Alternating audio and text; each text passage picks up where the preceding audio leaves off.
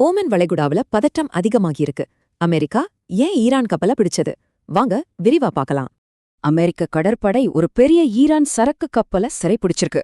இதனால மத்திய கிழக்குல பதற்றம் உச்சத்தை தொட்டிருக்கு. டூஸ்காங்கிற கப்பல் கடல் முற்றுகையை மீற முயற்சி செஞ்சதால தான் பிடிச்சோன்னு அமெரிக்கா சொல்லியிருக்கு. இந்த டூஸ்கா சாதாரண கப்பல் இல்ல, கிட்டத்தட்ட ஒரு ஏர்கிராஃப்ட் கேரியர் அளவுக்கு பெருசு. அதுவும் இல்லாம இது ஏற்கனவே அமெரிக்காவோட தடைப்பட்டியல்ல இருந்திருக்கு. சரி, சர்வதேச கடல்ல நடந்த இந்த பரபரப்பான சம்பவம் எப்படி படிப்படியா நடந்துச்சுன்னு பார்க்கலாம். இதுல சுவாரஸ்யமான விஷயம் என்னன்னா, ஒரே சம்பவத்தை ரெண்டு தரப்பும் ரெண்டு விதமா பாக்குறாங்க. ஈரான் இது உடனே கண்டிச்சிருக்கு. இது நடுக்கடல்ல நடந்த ஒரு அப்பட்டமான கடற்கொள்ளைன்னு சொல்லிருக்காங்க. ஈரானோட ராணுவ தலைமையகம் நேரடியா எச்சரிக்கை விடுத்திருக்கு. சீக்கிரமே தகுந்த பதிலடி கொடுப்போம்னு சொல்லிருக்காங்க. சோ இதுல ரொம்ப முக்கியமான விஷயம் இதோட டைமிங் தான். அமைதி பேச்சுவார்த்தை நடக்கிற நேரத்துல இது நடந்திருக்கு. இந்த நிலைமையோட அவசரத்தை பாருங்க.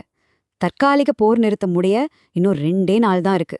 இவ்ளோ பதற்றத்துக்கு நடுவுலயும் அமெரிக்க குழு பேச்சுவார்த்தைக்காக பாகிஸ்தான் போகும்னு ட்ரம்ப் உறுதிப்படுத்தியிருக்கார்.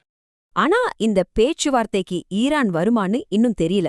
அதனால இதோட எதிர்காலமே ஒரு பெரிய கேள்விக்குறிதான். பதிலடி கொடுக்கிற விதமா ஹார்மஸ் ஜலசந்திய மறுபடியும் மூட போறதா ஈரான் மிரட்டல் விடுத்திருக்கு. இதனால அந்த பகுதி முழுவதுமே ஒரு பதற்றமான நிலைமையில இருக்கு. அடுத்த பேச்சுவார்த்தையா இல்ல பெரிய பிரச்சனையா?